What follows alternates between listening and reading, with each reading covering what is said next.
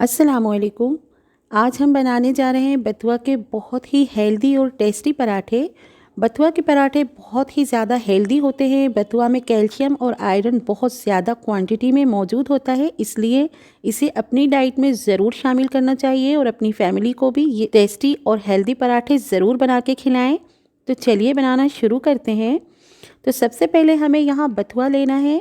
सर्दियों में बहुत ही ताज़ा और अच्छा बथुआ मिल जाता है, तो इसको इस तरह से इसके पत्तों को हमें तोड़ लेना है। अगर आप काटना चाहें तो काट भी सकती हैं, लेकिन इसके स्टेम्स ज़रा हार्ड होते हैं, इसलिए हम इस तरह से तोड़ लेते हैं।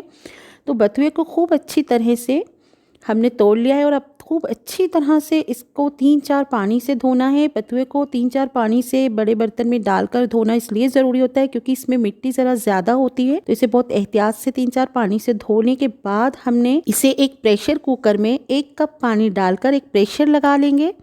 ऐसा करने से इसे आटे में मिक्स करना बहुत आसान होता है और इसका टेस्ट भी बहुत ज़्यादा बढ़ जाता है। और इसका बॉईल करने से ये जो इसका पानी हमें मिलता है ये बहुत हेल्दी होता है। इसे फेंकना नहीं है, इसे आटे में मिलाकर हमें आटे का डो बना लेना है। तो अब हमने 3 कप आटा लिया है, इसमें 1 चम्मच नमक डाल देंगे। आप अपने टेस्ट के हिसाब से नमक कम या ज़्यादा कर सकती हैं। और 1 चम्मच लाल मिर्च पाउडर डालेंगे, 1 चम्मच ज़ीरा पाउडर डाला है हमने और 1 चम्मच अजवाइन को अच्छी तरह क्रश करके हमने डाला है। इससे पराठों में बहुत अच्छा टेस्ट आता है, इससे फ्लेवर बहुत ज़्यादा बढ़ जाता है। तो और 2-3 हरी मिर्च को बारीक काट कर डाल देंगे और 1 मुट्ठी हरा धनिया बारीक काट कर डालेंगे। और यहाँ पर हमने 2 टेबल स्पून हमने घी डाला है, आप तेल या घी दोनों कुछ भी डाल सकती हैं। तो अब इसमें ये बॉईल की हुई बथुआ मिलाकर गूँधेंगे। ये इस तरह से ये बथुआ का पानी मिलाकर, ये बहुत हेल्दी होता है। तो यहाँ ये हमारा पराठों के लिए आटे का डो तैयार है। देखिए इस तरह से हमने इसको पंच लगा कर तैयार कर लिया है और ये आटा हमारा तैयार हो गया है। अब हम इसे 10 मिनट के लिए ढककर साइड में रख देंगे। अब हमने पराठों को बनाने के लिए एक तवा गैस पर रखा है। इस पर हमने ये घी पिघलने के लिए रख दिया है। ये देसी घी है, आप तेल से बनाना चाहें तो तेल से भी बना सकती हैं, लेकिन घी से क्योंकि टेस्ट बहुत ज़्यादा अच्छा आता है इसलिए मैं यहाँ घी का इस्तेमाल कर रही हूँ। तो ये आटे को 10 मिनट हो गए हैं।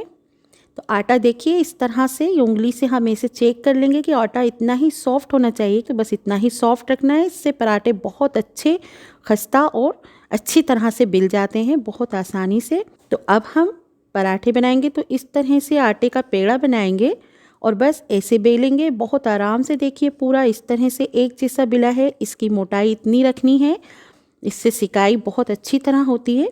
और इसे तवे पर डालेंगे तो जब इसका ऊपर से कलर चेंज होने लगेगा तो हम इसे पलट देंगे और फिर इस तरफ से भी इसी तरह सेकेंगे, फिर पलटेंगे। देखिए कितने अच्छे स्पॉट आ रहे हैं।